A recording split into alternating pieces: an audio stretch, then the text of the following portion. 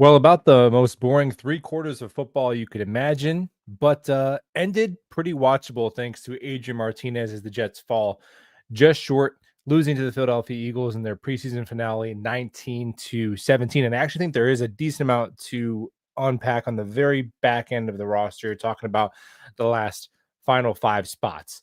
If you want to start with quarterback, there was a moment in that game where I'm like, man, are the Jets going to have to sign CJ Beathard or Tommy Cutlets, whatever the case may be, depending on Terod's health? But when Martinez is using his legs, I think he's a functional third string quarterback. He wasn't the reason that they lost. He missed a couple throws to Pritchett, who I want to talk about. He's had a couple. It's been tough. He was really good last preseason, really good the first game. Last 2 games, well, you're starting to see why he's Adrian Martinez, why he's a 27-year-old guy who's bouncing around on a roster. But when he's using his legs, he can add some value as a third string quarterback. So we'll see there. They'll probably just stick with Martinez. Cook definitely struggled a little bit more in this one, but maybe he has more upside. I don't think you have to worry about either one of them getting poached. You could probably pick whichever one you like to keep on the practice squad. So the wide receiver room is interesting. The Jets might not have a wide receiver 2. They might not even have a wide receiver 3. But damn, they got like 5 wide receiver 6s that I like a lot. All right. This kid Pritchett, I don't know how you keep Gibson over Pritchett. Pritchett is all kinds of juiced up, man. Pritchett is like a marble covered in soap. The dude broke about 7 tackles and he toasted the corner on that crossing route, and Martinez just missed him, just overthrew him. It would have been a walk-in touchdown on the last drive. And on the very last play, he runs a corner route. He's open. Now there's the limitations of being 5'8" with shorter arms, so his catch radius is tiny, but he's open. And if that's an accurate pass, that's an easy toe tap out of bounds, and you're probably in field goal range. So he briefly mishandled a punt early in the game, but he also had another one where he had a really long return. So Pritchett to me, and it's very easy because they're going to keep Pritchett or Gibson. I'd have to imagine they're going to keep one of those guys. So to me, I like Pritchett a lot. Now, also in the wide receiver room, Brandon Smith. I don't know what else he has to do. If Brandon Smith can't make the roster, then he never really had a chance, because he's done there was one in the past 2 preseasons, there was one pass that reached his hands that he did not catch, and that was he was being hit in the back. It was like a bang bang play that was a little short out route in the second half of this game. But he's a big, strong, physical receiver who's demonstrated good contested catchability. He's demonstrated good blocking. I would trust him to catch a pass more than Allen Lazard. So Brandon Smith is nice. Now, you probably can't keep him and Skinner, I'd imagine. I think it'd be tough to keep 7 receivers, but Skinner has made the most of every single opportunity as well. I mean, all these guys, Pritchett, Skinner, Brandon Smith. I mean, if they don't make it, they could hang their hat saying they did everything they could, because Skinner is nice. Now, Skinner adds he's a little bit more speedy, and he's just super long. He's like 6'5", long arms. He also made a play where it got called back because he grabbed the guy's penalty on the out breaking route. But he's nice on those corner routes. That seems to be his forte. When the Jets are running like that drive concept, he made a couple nice catches on that. He was brought in to be a special teamer, but I'm just going based on the order they have the guys playing. Like, I think Brandon Smith is that final guy in the wide receiver room, because he was out there with Arian Smith and the quote unquote first team offense in this one. So that's the way I look at it. I think Brandon Smith earned himself a spot on this team. I think Pritchett should make it over Gibson. If they can keep a 7th receiver, Skinner would be that guy. But if you can only keep 6, I think Brandon Smith should be that wide receiver 5, and I would keep Pritchett over Gibson. Now, the defensive line is the next spot that I look after wide receiver, because the new trade acquisitions make it kind of interesting. Yeah, Mevis, no. Mevis has he's like me at the driving range, man. That thing just has a nasty hook to it. Yeah, I was like, man, are they going to leave this in the hands of Mevis when they got down there near a field goal? But the defensive line, to me, Braden McGregor, I've been waiting this whole preseason on the defensive front, I'm like, who at edge is going to show they can just have some sort of juice as a pass rusher? Because, JJ, Will McDonald, Michael Clemens are locks to make the team. I don't know if Tyler Barron is. I saw Tyler Barron for the first time in this game. I forgot what number he was. He was helped on a tackle on the run. That's all I've seen him do. He has not recorded a pressure. I haven't seen a pass rush win. I haven't seen an impressive run stop. Tyler Barron is, I don't know where he's at, man. So if the Jets are going to keep Tyler Barron, let's be honest, they are not keeping their best players. They're just keeping a guy because he was a draft pick. Now, sometimes teams do that. Whatever, maybe he develops into a good player. It's not the end of the world, but to me, Braden McGregor right now, it can be more impactful to this team than Tyler Barron. And Braden McGregor is also a second-year player who's a UDFA. So to me, it's like just keep him and cut your losses. Now, of course, they have a million times more information than we do. All the built-in caveats. It's just a fan podcast. I get it. But like just keep, if they're both young, just keep your better guys. Right. And that's what I'm looking for with this staff. Like, can you cut your losses? Because Tyler Barron, it might be like it is what it is, man. And we've seen it with previous picks. They just hang around, and it's like, yeah, this is the same thing we've seen for a long time. Like with Zach Kuntz. Zach Kuntz still can't play football. He's got to go. So yeah, Braden McGregor to me would be that final edge spot because he turned it on the last 2 games. He had a sack, he had 2 pressures. In this game, he had pressure in the second half the game before. So I think it would be McGregor and even over Watts because Watts, I think they're going to like Watts' run defense. And Watts does have the tools to be a really good run defending edge. But Watts is basically like a less annoying Clemens. Right? It's like if you said, "Hey, Clemens, knock it off," and he was like, "Okay," he'd be Eric Watts. So do you need that, or do you need another guy who could win on some pass rush reps? I would lean towards the latter. So Braden McGregor would be my preference. I don't know, man. They're the bottom of some of these rooms. I think there's going to be some surprises now. I'm just the messenger here. This is just my observation. I don't like it. I'm hoping this does not happen. I don't know if Leonard Taylor makes his team. I don't know if he makes his team because he's out there at the very end of the fourth quarter. Now, that doesn't always mean everything, but it kind of does. If you follow preseason long enough, you can kind of tell, right? Like same thing for Skinner. It's going to be a long road for Skinner. Like Zach Kuntz is gone, right? Carter Warren, he's not going to be here. Derek Nottie is done, right? Zaire Barnes, my guy, he's not going to be here. Like you can kind of tell who's in at the very end.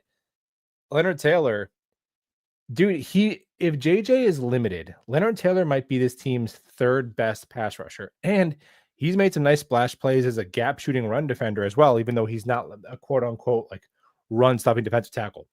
Leonard Taylor needs to be on this freaking team. But you bring in Phillips, starter next to Quinnen. So Quinnen, Phillips are going to make the team. I'm guessing the kid you just traded for is going to make the team. That's 4. Tefele, Big J, they like him. I don't even think he played tonight. Maybe he played in the very beginning.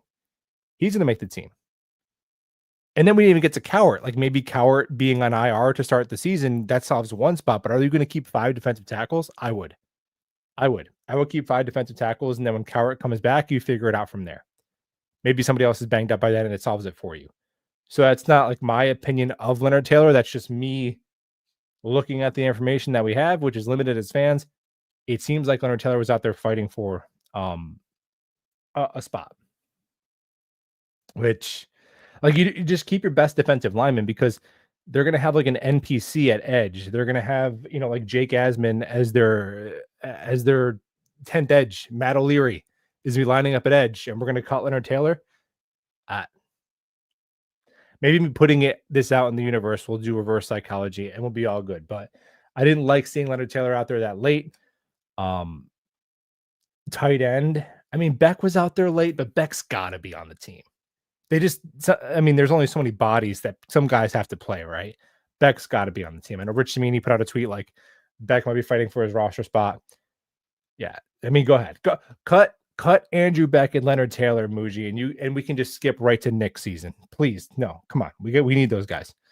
But it seems like Ruckert, it's probably going to be either like him or they get somebody on cut down day, because there's not a fifth, like Neil Johnson and Zach Kuntz are not going to make the team. So it's either going to be Ruckert or a guy who they keep from cut down day. Ruckert did okay today. He had a couple of decent catches. Zach Kuntz, my gosh, a couple missed blocks, and just, it is what it is with Zach Kuntz. You take a guy who you knew he sucked at football. I mean, they knew that when they drafted him, but he was the most athletic tight end ever. You take a shot, maybe you could teach him football. It didn't work. It's fine. It was a 7th round pick, so you move on. But Kuntz is it's not going to happen with Kuntz.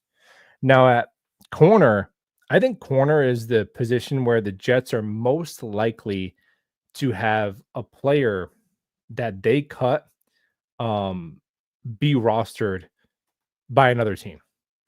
They go deep, man. And this is kind of I'm going to complain about being deep at a spot. I get it. You can never have too many corners. Why are you complaining about? Look, this is part of the trade-off you make when you change regimes, because it's like, man, you had JBC and Stiggers in-house, and then you signed Stevens to be a starter for 2 years, and now you have AZ Thomas, who's going to be like, what, a 5th, 6th string corner as a rookie, as a top 75 pick.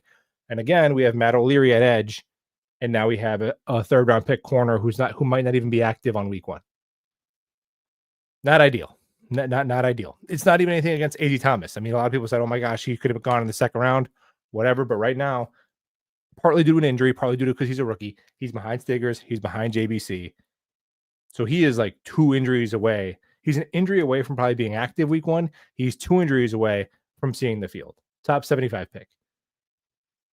Maybe a little bit of different resource allocation could have went there, but who knows? It takes like 3 years to judge a draft class. But yeah, man, the corners like Jarius Monroe. Even Monroe is probably more ready to play than AZ Thomas, because Monroe has just been in the league. He was a safety last year's preseason. They moved him to corner. Monroe, maybe it's just our secondary coaching is really good. That would make sense, because our secondary coaching was really good last year, and now we have like a former All-Pro corner as a coach, an experienced defensive backs coach. So maybe our like corner coaching is just really good. So we could probably maybe put like anybody out there and they would do well. But Stiggers, JBC, and Jarius Monroe were all really good in this game. The Eagles got a lot of yards because they gashed us up the middle, and there's just those typical preseason, like, guys are wide open and in zone coverage and miscommunications, but it wasn't a lot of those guys getting beat deep in man coverage. Malachi Moore Malachi Moore and Arian Smith have had the very prototypical normal 4th round rookie preseasons. Flashes of really good talent, and this is why you drafted him. And then, these are mistakes. They're rookies. They look like normal 4th round picks, and that's a good thing. Yeah, we could use some normal 4th round picks. Malachi Moore has had a couple whiffs on tackles, but he had a really nice interception. Look, I know it was a bad throw, but that wasn't a lollipop fair catch pick. He had to track the ball and dive over his shoulder and make the catch. That was a nice catch. He had a really big tackle for loss. He seems comfortable sniffing around the line of scrimmage. So him and Arian Smith, growing pains, flashing some talent. I think, they're going to probably contribute. I think Moore will be the 3rd safety and Smith will be the 4th wide receiver. And then, I mean, running back, I just don't know if Isaiah Davis is healthy. I don't know if they could keep, because I think they're going to keep in Wanu for the kick returning. So I think Donovan Edwards is probably I think Donovan Edwards and Skinner are like 54 and 55. I think those are the 2 names that that have a fan club that are not going to make it. Skinner and Donovan Edwards, and nothing due to anything they've done wrong. It's only a 53-man roster at the end of the day. I also will note that I do appreciate that Coach Glenn treats it like a regular season game, because you see sometimes coaches will go through the motions and not call the timeout and not try to do the 2-minute. It's like, that is such a wasted opportunity to practice in-game situations. Okay, well, it's not your starters. They're not going to be doing it, but your coaching staff. As a coaching staff, you should take that as an opportunity to practice that. And he's done that throughout the entire preseason. He's like, no, we're taking our timeout. Right? So I like that even though it was ugly preseason and they went 1-2, whatever, there was a lot of ugly football, a lot of penalties, way too many penalties. But I did appreciate that Coach Glenn tried to get the most out of it in terms of situational game management stuff. right? Because he's a rookie head coach. So he's like, hey man, I'm not going to try and go through cruise control through this preseason like I'm Andy Reid. No, I want to use it. So I like that. Yeah, man, I think that probably covers all the position battles. But to me, with this, the standout was Pritchett because I already like Brandon Smith, I already like Skinner, but I didn't think there was room for him. So McGregor and Pritchett were the two dudes that in this particular game were like, all right, they announced themselves as okay, maybe we gotta keep you here.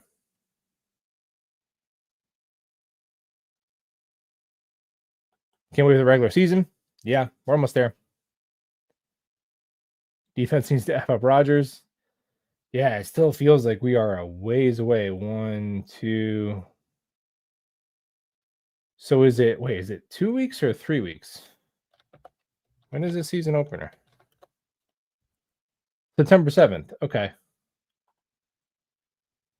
2 weekends. 16 days away. All right. It's kind of a long time. 16 days away. Well, we got a cut down day next week. Maybe there'll be one more trade. A new face will be. It'll be interesting to see how this cut down day goes, right? Because you don't have the guys who automatically were going to make it before, because now it's a regime change. So if Saleh and Douglas stayed, well, first of all, Corley would probably get a second chance. I gotten some inside scoop. I used to give you guys inside scoops, but my guy stopped giving me inside scoops. Been back the past couple days. There's going to be whoever's going to have it. I don't know, ESPN, Rich Amini, The Athletic, somebody will have it. There's going to be a story that comes out about that is unfavorable to Malachi Corley and how he allegedly kind of led to his own demise here in Jetland. That's coming. He did some things that rub coaches the wrong way, allegedly. So look out for that. I'm sure that'll be happening once he's released, because he's not making the team. But Corley would make it. Like Max Mitchell, Carter Warren have to make it. All these guys. But now it's a brand new regime, so all those guys are just on equal footing. And almost, if you're one of their UDFAs or late round picks, you're going to be ahead, right? So Tyler Barron might have a better shot than Braden McGregor, even though Braden McGregor right now is better at football than him because he was a 5th round pick, and they traded up for Tyler Barron. That's looking like kind of I don't know about that pick right now. Kiko Mauagoa hasn't gotten to play a ton, but apparently Jamie and Sherwood says he's really good, and Dom C says he's going to be good. So we will hold out hope for Kiko. Barron, I got to be honest, I think he's going to be out of the league soon. Is what it is.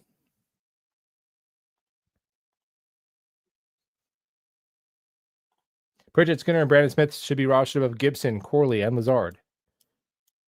Yes. But I think I think in order to keep, you'd have to get rid of all those guys and then keep 7 receivers, because you're not going to, because Garrett, Reynolds, Tyler Johnson, and Arian Smith are all locks to make the team. Not that it really matters, but the Kuntz experiment is over. Yeah. It's funny how he's kind of kicked around for this long. What's the next move you most likely see coming?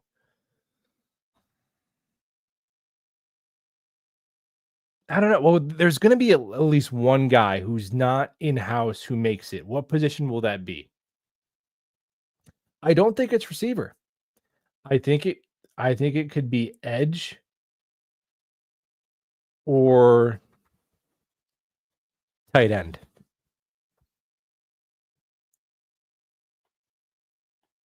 So maybe an edge and a tight end.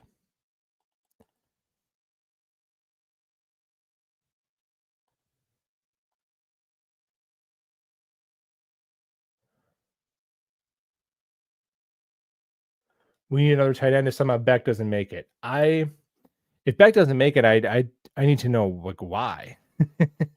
I'd be surprised if Beck doesn't make it. Yeah, Beck and Leonard Taylor, those are the two guys where I'm like, come on, Moogs, or really Coach Glenn. Let's be honest, it's Glenn. This is Glenn's operation. I'm still under the assumption that Darren Muji is an AI. Like he is. They took Chat GPT and they put a polo shirt on Chat GPT, and Darren Glenn just like types information, and then Darren Muji like spits it out, and then Glenn makes the decision. That's how I think it's going. Oh, here's a quote from Glenn. Aaron Glenn was asked about guys that way the fight their what the heck? Why is this written like this? He was asked about Pritchett. He shouted out Jamal Pritchett. I can't say he's a lock, but he put himself in position to see where he fits. He also shouted out Quentin Skinner. Maybe they keep 7 of these receivers. Again, I'm a big fan of just try and keep your best players. And if you have to go light at one spot, like, do we have to keep 5 linebackers? We're gonna keep 5 linebackers, but and then cut one of like Quentin Skinner or Brandon Smith or Leonard Taylor. No, I don't agree with that. Keep your best players. Like Jamal Pritchett is better at football right now than Tyler Barron. Keep him. And what do you care? Like, you got him as a UDFA, so whatever. Just pretend he's the 5th round pick and pretend Tyler Barron is the UDFA. Their money is not that different. It would just be the ego of the draft pick getting in the way of this. So I'm encouraged to hear that from Glenn.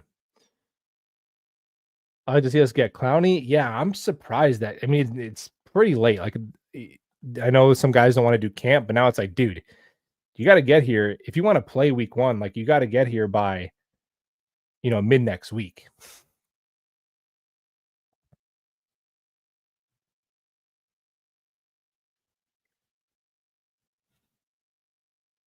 So Clowney and Zadarius Smith are still available. Yeah, I would call both those guys.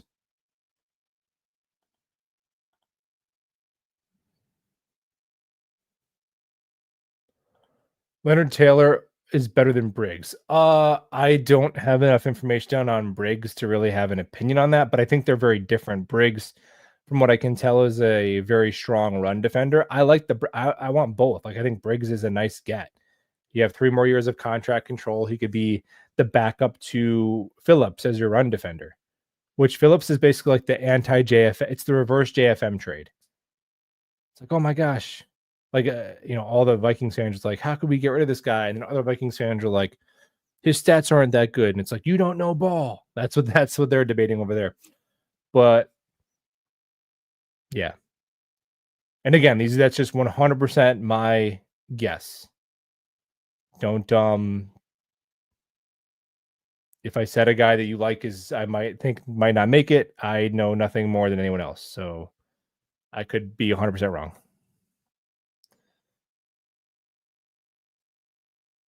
Yeah, maybe. I think that's a good point. Maybe Taylor could play a moonlight end a little bit. Yeah, if we cut Taylor, he's going to go to the Eagles or something, right? Pritchett Gibson, I 100% agree. And Pritchett is because there's a lot of guys can compile stats in preseason games, and Brandon Smith has done that to an extent. But Brandon Smith, when that ball goes into his hands, it is just like a suction cup. Like, the dude just has vice grip hands. And he's got a big catch radius. And he's blocked well. So it's not even necessarily about the they had this many yards or whatever, but Pritchett's plays are impressive. Pritchett's yak ability is really impressive. And for an offense that, we're looking for some juice, some explosiveness to steal some yards. Pritchett could be a way to do that.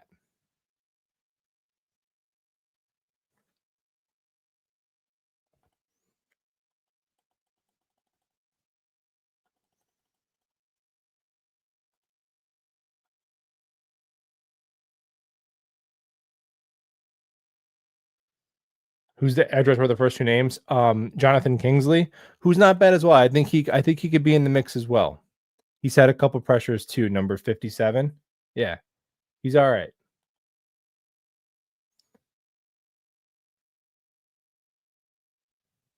Malachi Moore is very good. I mean, he's a lock to make the team. I don't. It seems like Tony Adams will probably start next to Cisco, but he'll play a decent amount.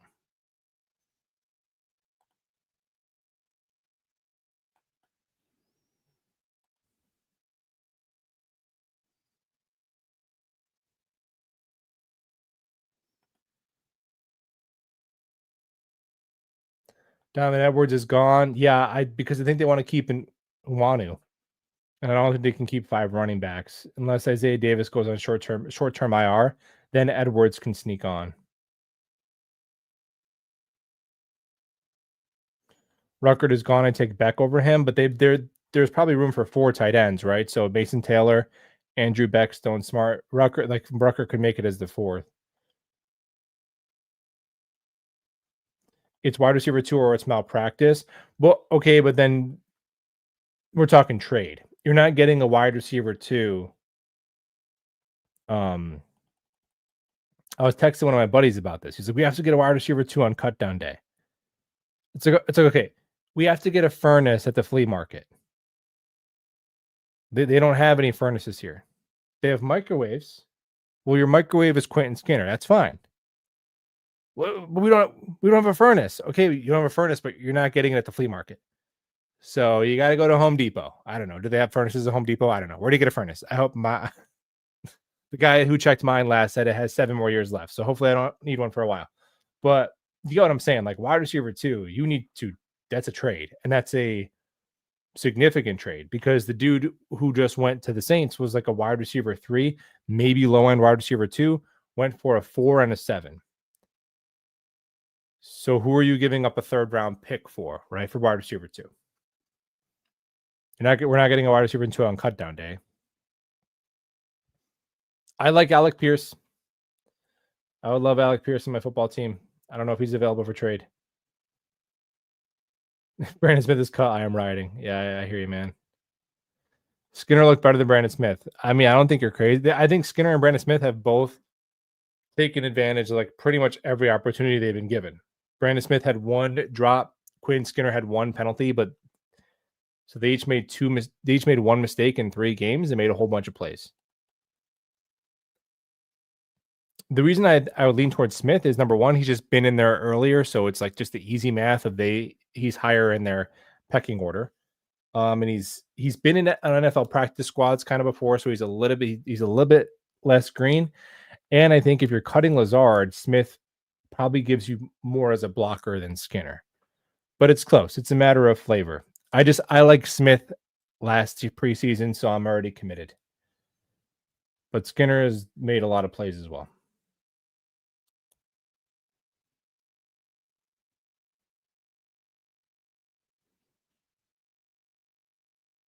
No breaking the John Simpson rule.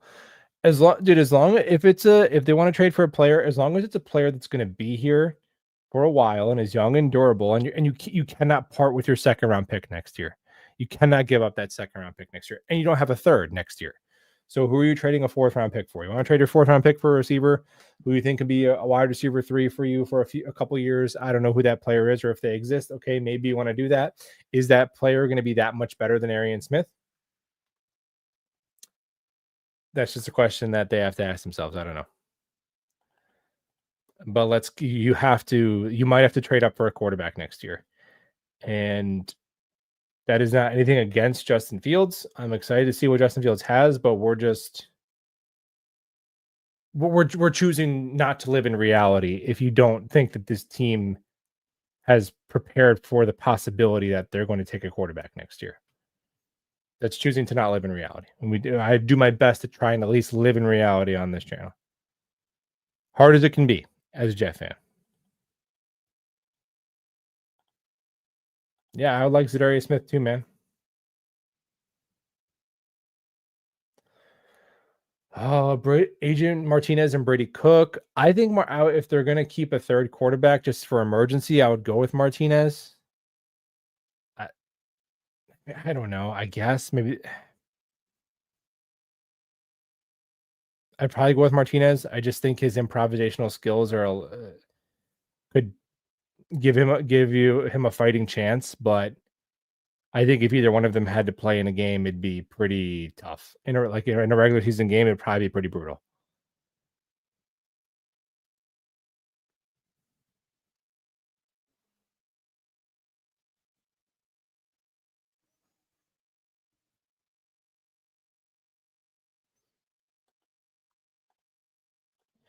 Super chat from Chaz Maserati. Thanks, man. What will it take to start a dynasty league for cold hard $2,500 cash? Well, I guess $2,500 cash. Combined? Well, I mean, I guess between a lot of people, that's like what, probably $250 a person? Dude, I wouldn't do that. I mean, I don't have a fantasy football team this year, but even when I did, as like I like the ones where it's just enough money because we used to never do money. I was in the league for a long time. We never did money. Only reason we had to start doing money is to keep people accountable to switch their lineups and stuff. Because you have those people who just like, you know, you got to text them and all that stuff. So you put in like whatever $50. That way people actually care enough to do it. But no, that's not my speed, man. Another thing to worry about on football Sunday, fantasy team. Who's the number one guy this year? Who's the guy? Because when fantasy first started, it was the running backs. It was like Sean Alexander, Maurice Jones-Drew. That was the top guys to have. Adrian Peterson, Chris Johnson. But now I feel like it's more what Jamar Chase, Justin Jefferson is probably the best guy to have. Like, is it Jamar Chase better to have than Saquon Barkley in today's fantasy rules? I say probably, yeah, right.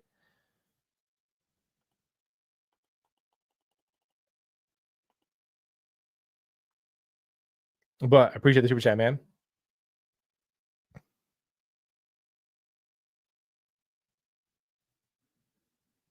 You're going Cook. Yeah, I don't have a hill to die on Martinez versus Cook. I don't know. It's hard to evaluate preseason. Martinez had a couple of brutal picks, but he has a Chris Strevelerness about him with his legs. He's probably still a better thrower than Chris Streveler, though. Somehow.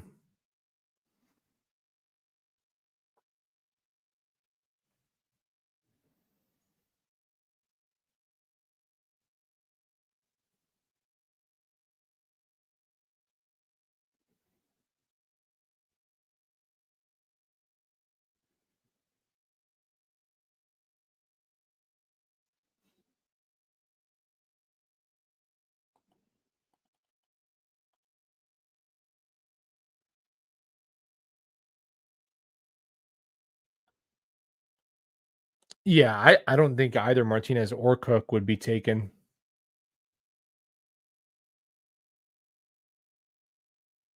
25. All right. If you remind me next year, dude, I will start a fantasy league for people who want to do it. I'll do it. Why not? That'd be kind of fun, right? It's Why not? Tim Boyle was somehow worse than Zach Wilson. I think Tim Boyle is the worst quarterback I've seen start for the Jets for multiple games.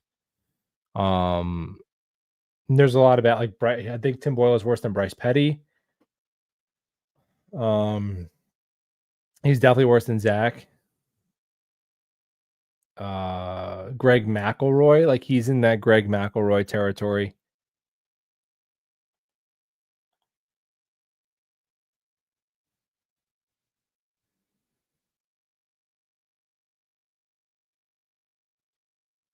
That Arian Smith end around, yeah, just quickly turns this in cruise control, right? Easy first down. So you can see he'll be used on some of that stuff as well.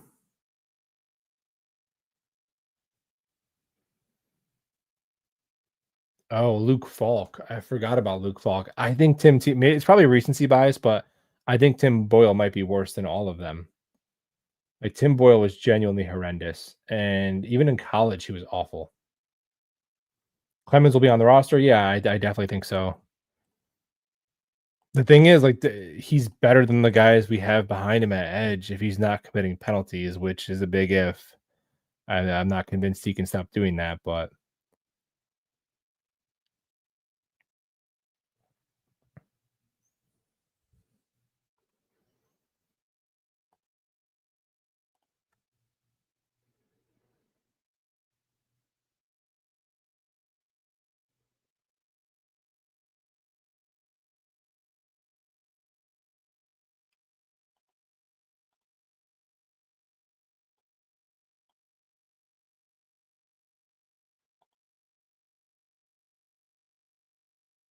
yeah, Hail Mary pick six. That's a tough one. Zachy Poole will rise again. Well, we'll probably see him. We might see him in one of those two Miami games, maybe. Yeah, he'll look better. A little bit of Sean Payton and Mike McDaniel in his ear, he'll look better, but I think only to a certain extent, you know.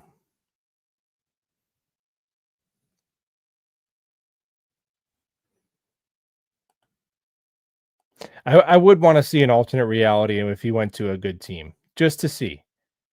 Because I don't think he would have been good, but I would be curious, like if we could redo. Because at the end of the day, it's like there is luck involved in drafting quarterbacks, but isn't it funny how all the well-run teams always get lucky?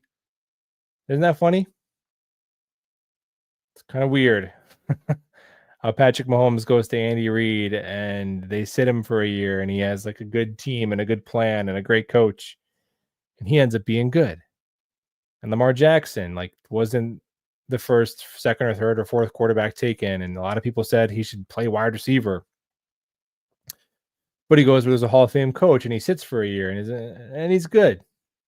And even Josh Allen, because the Bills did kind of get their shit together right before they got him. They broke the playoff drought with Tyrod Taylor. They had their culture on the way. You know, they have a solid coaching staff. I don't know if McDermott's a great coach or Dable was a great OC, but they were solid. There was enough there. And they stick with his growing pains for a couple of years, and then he's good. I don't know. Like, I think Trey Lance is the only example recently of a quarterback that was taken high that, and I know he got hurt, but it was pretty good circumstances in San Francisco, like really good circumstances, and he just couldn't do it. But besides him, like who's the quarterback that's been drafted in the first round that went to a team that we pretty much know is good and there wasn't much excuses? Besides Trey Lance, I'm having trouble thinking of one. And there's some guys who are just so good they can overcome. Like Joe Burrow, their offensive line tries to get him killed every year, but he's just so good that it doesn't matter. But yeah.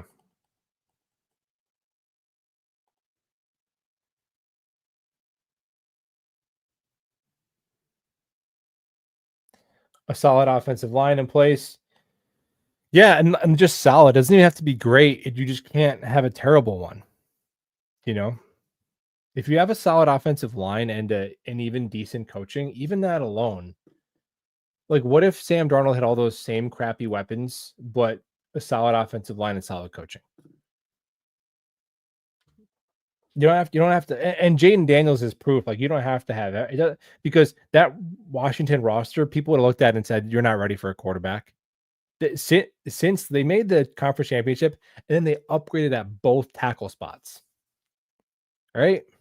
So if those tackles were out there for like a bum QB, you'd be making excuses. So I think Jaden Daniels is almost in that Joe Burrow category. Not to take anything away from the Commanders and how they built that team and the coaches, but I think Jaden Daniels is. I think he could be the kind of player that could overcome dysfunction. He's really special. But then you get the guys like Baker, where there's a lot of guys in the middle, like Baker, who he will kind of play to his supporting cast level. I think Trevor Lawrence is like that. I think Baker has been more successful than Trevor Lawrence because he got to go to the Bucks and they have the offensive line, the weapons, and all the coaching. I don't think Trevor Lawrence could ever be Mahomes. I think he could be okay.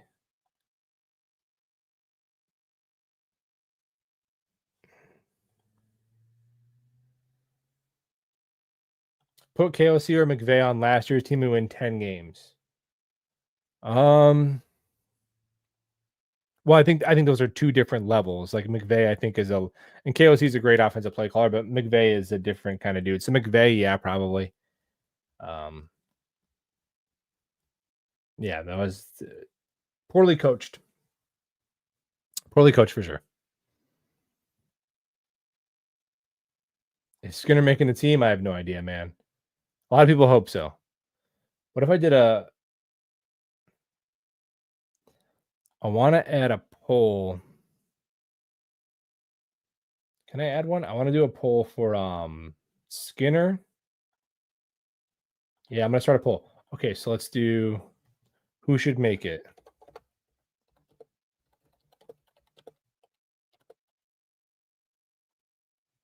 If you could only choose one, Skinner or Brandon Smith, I'm going to vote. Can I vote? Oh, no, I can't vote on my own poll. Or maybe I could. All right. The poll is in there, I believe.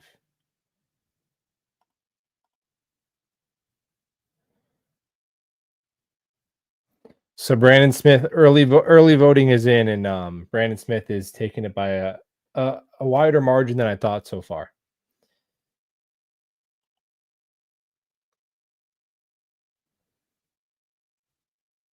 Ranked the college QBs like coming on next year. I don't know enough, man. I mean, I could riff off some names, but I don't know enough to say like a full ranking of 1 to 5. Suppose there's supposed to be quite a few that are worth taking. We'll see. I hope Jackson Dart sucks. Nothing against him. I just really don't want a quarterback that we didn't draft to be good in our own stadium. So unfortunately, I'm going to have to root against Jackson Dart. Nothing personal against him. Just hope he doesn't work out because I want the Jets to not have missed on that.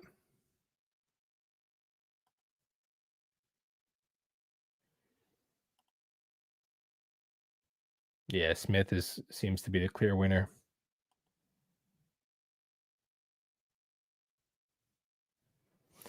Skinner because he's 6'5" and younger. Yeah, he's a really long, kind of lanky dude. Kind of a little bit of shades of Robbie Anderson, right? Who was he a 7th round pick? Or I think Robbie Anderson was also a UDFA.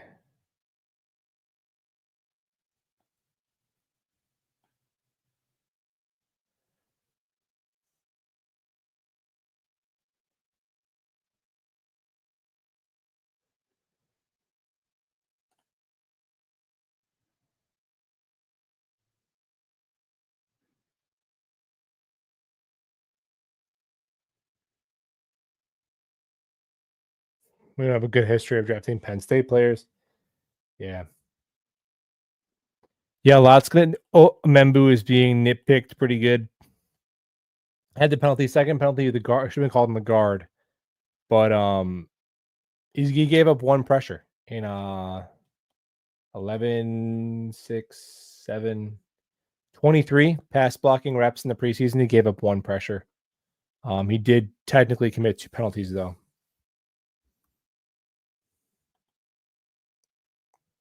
And Mason Taylor is a made man. I thought we could see some Mason Taylor tonight, but he's too valuable to them.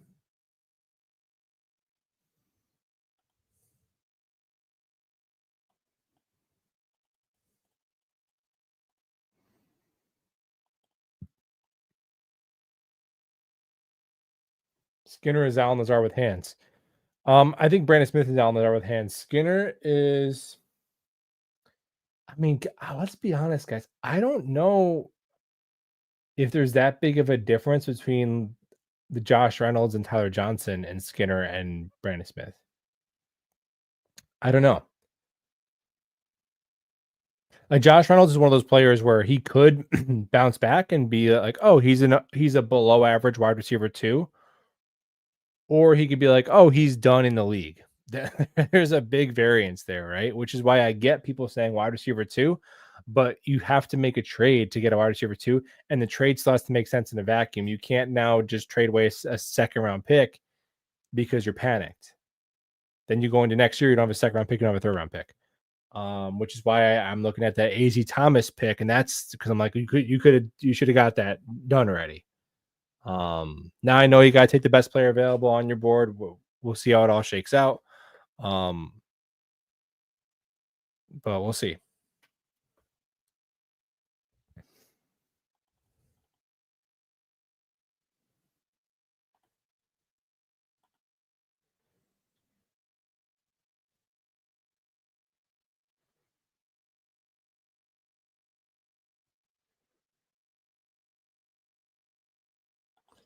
One of the main worries I had for the season, I think, got solved with these trades we made. After that, just want to see Fields move the ball. Yeah, I think the defensive tackle moves were awesome, especially given the cost, both draft capital and salary. and the fact that you have 3 years of rookie contract control for Briggs, and you have a 2-year starter next to Quinn Williams and Phillips.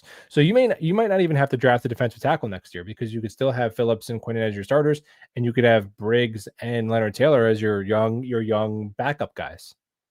Maybe you throw another, and then you have like the UDFAs. Like I should have mentioned, Fatorma Mulba drew a hold, and Peyton Page out of Clemson, who I thought he could have way back when we were talking about Derek Nottie. I thought he could be Derek Nottie's biggest competition, but now in the new trades, Peyton Page obviously is outside looking in. But defensive tackle all of a sudden went from like a dire need to now it's like, okay, you make 2 moves and that's half the room. Half the room got improved. So that's good.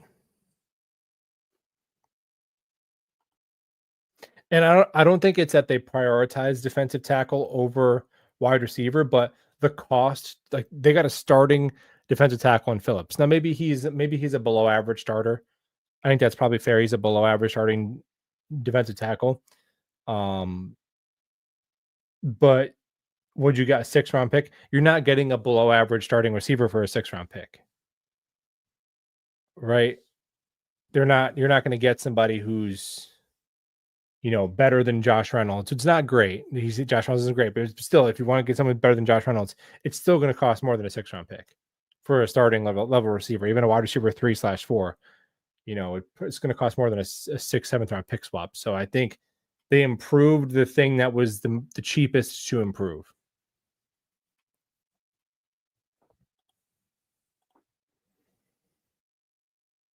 Yeah, Fields is the perfect player next to Quinn, and I agree with that. He's a great fit. And Adam Y2K pointed out to me today that our defensive line coach coached in Buffalo when Phillips was there, so there was the connection.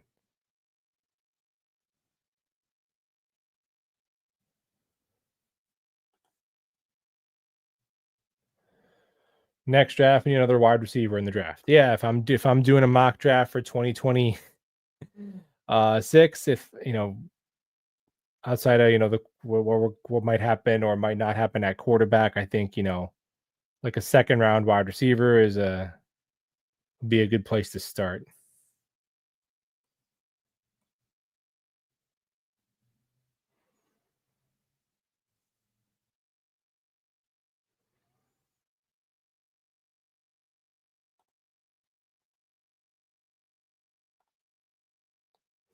Is the concern with Fields more accuracy or not getting the ball to open guys downfield? In my opinion, Justin Fields' accuracy is, I don't even know. To this point in his career, Justin Fields' accuracy is definitely below average compared to an average NFL starting quarterback. Almost a lot of things he does from a passing perspective are objectively to this point in his career below average for an NFL starter. The thing that I think can be the most improved, that I'm hoping is the most improved, is his ability to get the ball out quicker. Because this offense, if they have a good play calling and they can leverage field legs really well, and they can get shot chunks of explosive plays to guys like Arian Smith and have a top 5 rushing offense, the offense has a chance. Now, it's not going to be pretty. You're talking, can you consistently get around 23 points a game? That's what I mean. Like, have a chance. The offense does have a chance, I believe, but not if they're going to be a highly sacked and or highly penalized team. They won't. It's a run on 1st down. It's a holding. Now it's 1st and 20. Now that happens all the time to every team, but the Jets have to be a much lower penalized and much lower sacked team than the Jets were last year, and then Fields was in Chicago and Pittsburgh, because they don't have the firepower to dig themselves out of those holes.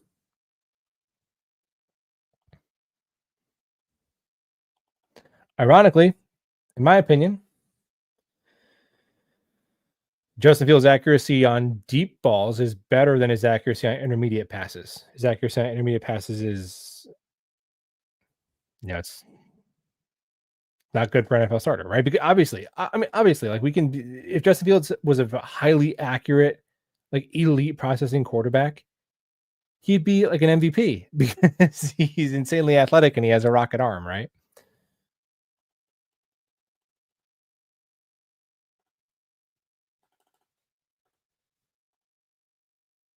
Everett is still out there at tight end. Yeah, a little bit more of a receiving tight end. He's kind of a Tyler Conklin level guy.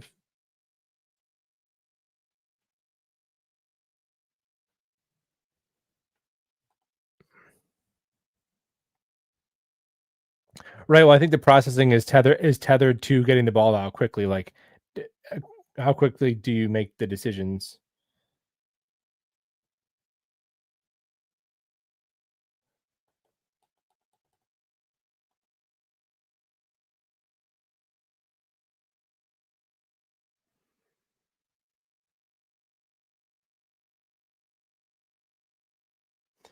Yeah, that's what I'm saying. And now what they do a touchback, you get the ball at the 35.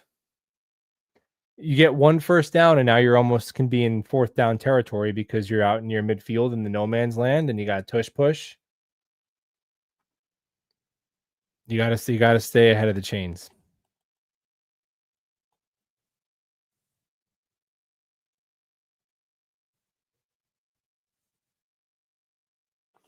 What record and stats does Fields need to have for the team to not look to draft the first round QB? And a situation happens, what do you want to do in the first round next year? So what would I want to draft in the first round next year? If Fields hits and he's our awesome quarterback, then he wins a receiver. Go ahead, get him a weapon. If we're not spending it on quarterback, that's pretty easy to me. Um, what does he need to do stats wise? I don't know, man, because it, it's hard to say. Like Lamar had that one MVP year where he threw like what 22 touchdown passes and like 11 picks. So I don't know. I don't know stats wise. I think it'd have to be like pretty dang impressive from the Jets' perspective because in terms of like getting an extension because he has the second year left in his contract. So I don't even know if that's fair to ask of Fields because the way his contract is written, he doesn't need to do that to justify the contract he got, which is crazy to say. 20 million. It's crazy to say, but by quarterback money, it's not a lot. But I'd say the Jets got to be winning some games. You know, now you could say, oh well, they didn't they lost a lot of games. It wasn't on the quarterback, and they're look QB wins. I mean, was Bo Nix better than Joe Burrow last year because his team won one more game or whatever? No, but I mean, all the teams with good quarterbacks like win a decent amount of games, and almost all the teams with terrible quarterbacks have bad records. Like you could just pick each division by the best quarterback. I mean, you could give Josh Allen to any of the other teams in the AFC East and change nothing else, and that team would win the division. That team would win the division. So you got to win some games, right? You got to be winning. You have to have a winning record. You got to win 9 games.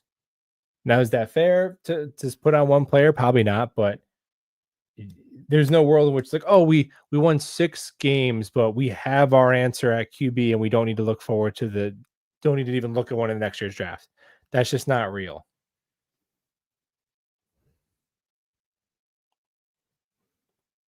So I start with wins. Conor McGregor deserves to make it. I agree. So I don't know why Engstrand thought 3 straight passes on a minute left. Yeah, especially when they were maybe they just wanted to get. I think they wanted to get some reps in on a 2-minute like passing offense because they could have gotten boom 5 yards, boom 5 yards, boom spike the ball. They could have kept running it if they. I would agree with that. Do we really need Kane? Yeah, I don't know if Pritchett returns kicks though. 9-7. Well, 9-8, I guess, right? Yeah, let's start with 9-8. Let's start with 9-8, and then we can talk.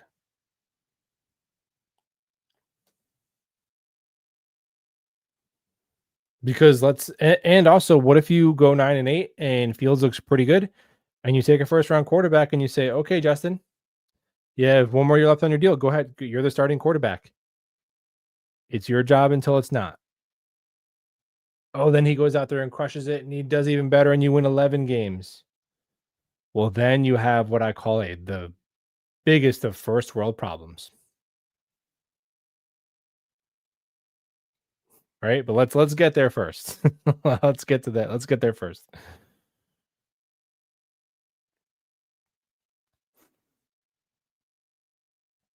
Toffoli is better than Edwards.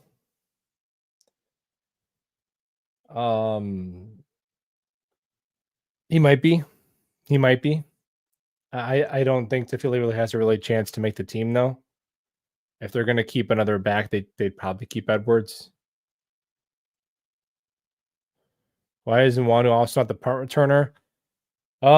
Yeah, it's just a different skill. You know, punt returner number one, you have to have like just the hand-eye coordination and the trust that you're going to be able to catch a punt, because catching a punt is harder than catching a kick, right? You don't have to worry about getting hit as soon as you do it. You don't have to worry about the spatial awareness of when to let it bounce behind you. So and you also have to catch the ball and have like the immediate juice and burst to immediately start breaking tackles, where as a kick returner, it's kind of that long striding speed where you try to have the vision to hit like one big hole and go, because on a lot of kick return touchdowns, it's not like you juke a bunch of guys, right? Punt return touchdowns are often more impressive than kick return touchdowns. I think it's a different skill set. Obviously, there's been guys in NFL history who do both, but it's a different skill set.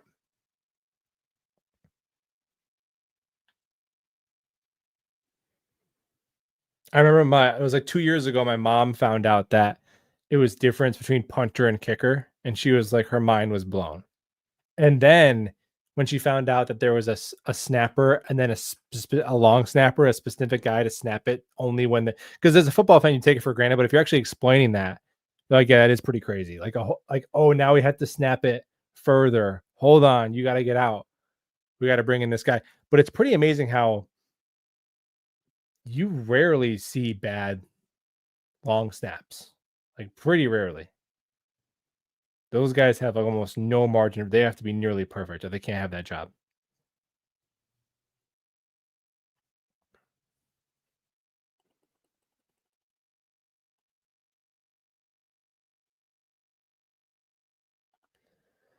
If Kuntz can catch, Martinez looks good.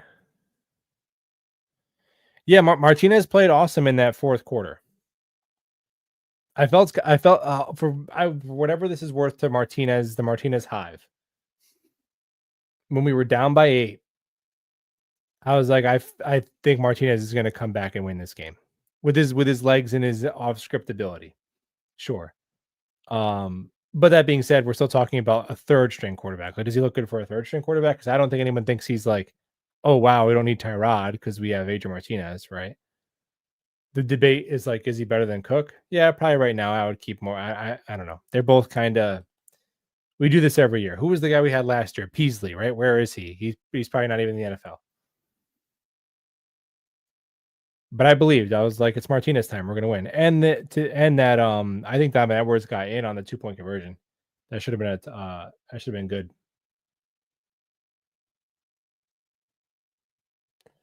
Justin is going to take care of us guarantees though. But we're going to the playoffs.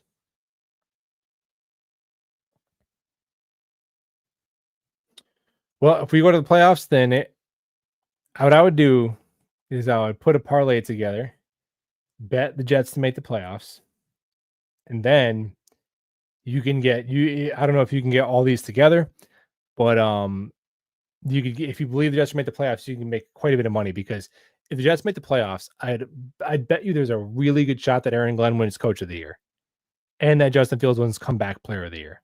So how about cook up that parlay? I bet you get some pretty nice odds on that one, man. I would love this team to make the playoffs. Make go 9-8, squeak in and go into Baltimore and take a 30-point drubbing. I don't care. You'd be fine. Because there's just something hanging over the team as long as that drought persists. So by hell or high water.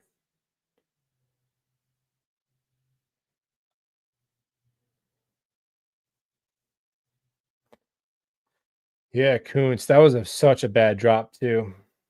And you didn't even try and catch it right. Like just put your hands like this. Like when you're in, whatever, you're in little league Pop Warner football. They tell you to make a diamond or whatever with your hands. He was like this. It's like, what are you doing?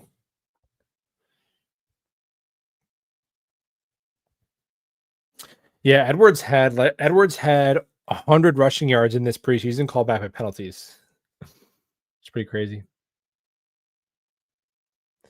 Did Corley even play? Corley had a couple kick returns in the first half, and Corley is just out there doing cardio.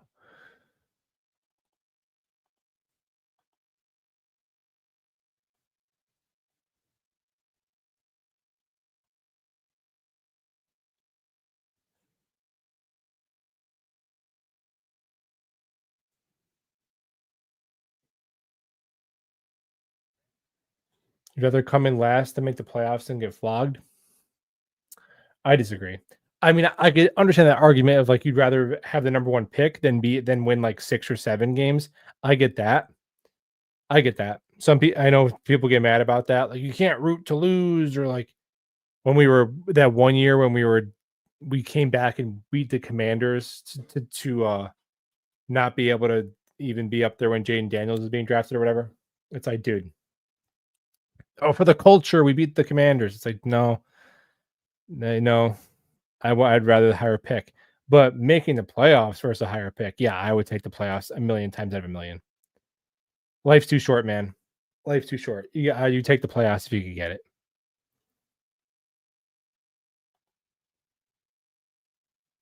McNamara is money. McNamara is going to be a good punter.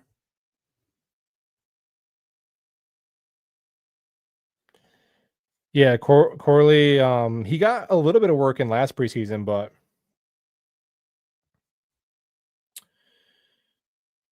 I don't know.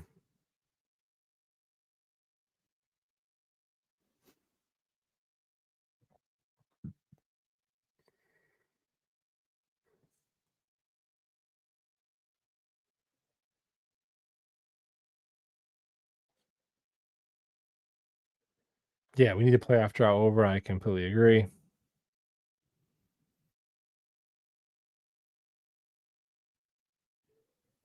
Yeah, but here's the thing, Haddad. I'm glad we didn't because the Jets would not have drafted Jaden Daniels. Now, I'm not saying I knew Jaden Daniels was going to be as good as he is, but I was completely when we were debating it at the end of that season. I'm like, dude, if you can get Drake May or Jaden Daniels, you do it. And it's like, no, they're going to be a backup for Rodgers for the next 3 years, and it's like, dude, that is so short sighted. They wouldn't have done that. They probably would have taken if they had the higher pick that year. They probably would have taken like Joe Alt or something, who's awesome, but he's not a quarterback. So no, it would have been worse because it would have passed on Jaden Daniels. I bet you they would not have taken the quarterback. They would have still been in Super Bowl or bust mode.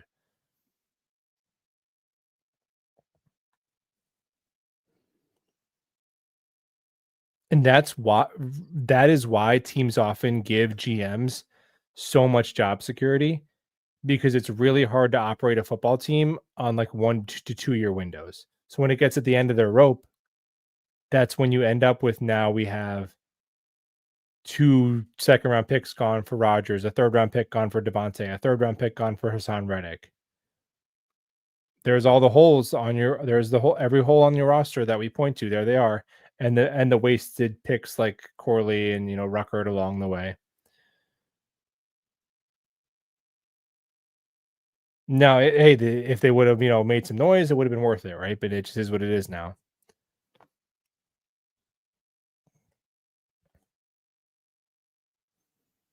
Tommy DeVito, Eh. Yeah, I mean, I would take Tommy DeVito over Adrian Martinez probably because Tommy DeVito has regular season experience. Clemens should get cut. No, he's gonna make the team. I do wonder if they will come to him and ask him to take a pay cut, though. That could happen with Clemens, but he's gonna be on the team. Right? I don't think he suited up tonight. That 2023 team with a healthy Rodgers could still make the playoffs despite the terrible line.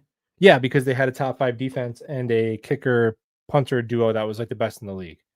So they would have made a wild card that year. Yeah, I completely agree.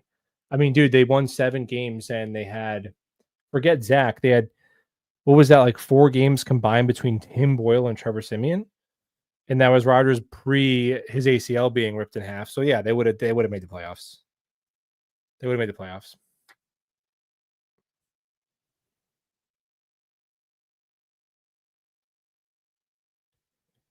I don't know how long Terod is out, but I'll leave it there. Appreciate you guys hanging out. If you want to hit the thumbs up on your way out, that'd be cool. And we'll talk Jets soon.